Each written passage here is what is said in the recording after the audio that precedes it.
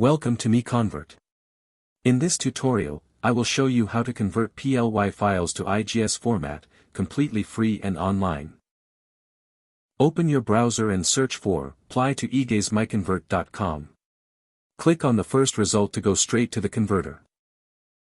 You are now on the PLY to IGES converter page. The interface is clean and easy to use. Let's upload a file. Click the Choose File button. A file picker will open. Select the PLY file you want to convert, then click Open. Your file is loaded and ready. You can see the file name, size, and destination format. Click Convert now to start the conversion.